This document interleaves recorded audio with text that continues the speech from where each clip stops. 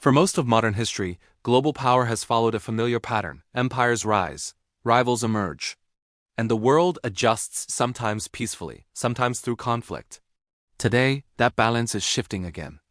At the center of this shift are two nations whose influence reaches far beyond their borders: the United States and China. They are not enemies in the traditional sense. They trade with one another, they communicate, they cooperate when interests align. Yet beneath the surface, they are preparing for a future neither openly wants, but neither can afford to ignore. The United States became a military superpower through experience. Its forces were shaped by world wars, regional conflicts, and decades of global engagement. From Europe to the Pacific, from deserts to mountains, American military doctrine was written in real combat. Mistakes were costly. Adaptation was constant. Superiority was earned, not assumed.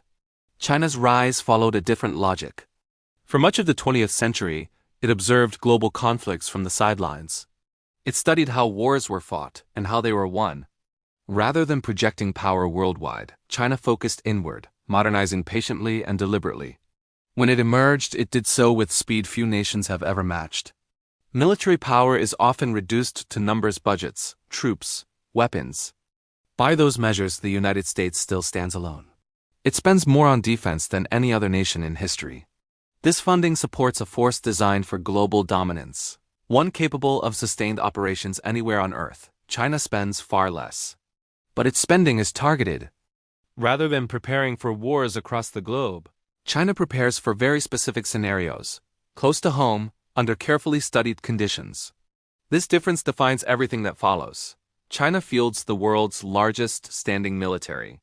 Its manpower is vast, supported by extensive reserves and internal security forces. The United States fields fewer troops, but invests heavily in technology, training, and coordination. Its forces are smaller but more specialized, more mobile, and more integrated across domains. One relies on scale. The other relies on precision. Neither approach is inherently superior. Each reflects how these nations expect future conflicts to unfold. Control of the air has long determined the outcome of wars. Here, the United States retains a clear advantage. Its stealth aircraft, surveillance systems, and combat experience form a network refined over decades. But China is closing the gap. Its modern fighters are increasingly capable. Its pilots train for intense, short-range conflicts. Its missile systems challenge enemy aircraft before they can even enter contested airspace. Air superiority is no longer guaranteed. It must be earned every time. At sea, the balance becomes more complex. China now operates the largest navy in the world by number of ships. Its shipyards produce vessels at a pace unmatched by any other nation. These ships are designed for regional dominance, to control nearby seas, protect coastlines, and deny access to adversaries. The United States Navy, however, remains the most powerful maritime force ever assembled. Its aircraft carriers project power across oceans. Its submarines operate silently, unseen, and globally. China dominates near its shores. The United States dominates across the world. Where those zones overlap is where risk increases. Nuclear weapons cast the longest shadow. The United States maintains a vast nuclear arsenal, designed to deter any adversary through overwhelming response capability. China's nuclear force is smaller, but expanding rapidly. New missile fields, submarine patrols, and delivery systems signal long-term intent. Officially, restraint remains the policy. Unofficially, preparation continues. These weapons are not tools of war. They are tools of influence. Their purpose is not to be used, but to shape decisions before conflict begins. Beyond land, sea, and air lies a new battlefield, largely invisible.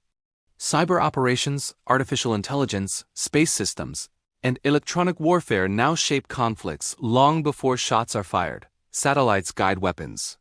Networks command forces. Algorithms analyze outcomes in seconds. Here, transparency disappears. Capabilities are hidden. Successes remain classified. Failures are denied. This is where future wars may be decided quietly, instantly, and without warning. All of these forces converge on a single geographic reality: Taiwan. For China, Taiwan represents unfinished history and national identity. For the United States, it represents credibility, alliances, and regional stability. A conflict over Taiwan would not remain local. It would disrupt global trade, technology supply chains, and international security overnight. This is why preparation is constant, and restraint is fragile. One factor continues to separate these two powers. The United States is rarely alone. Its military strength is amplified through alliances built over decades. China, by contrast, operates with limited military partners.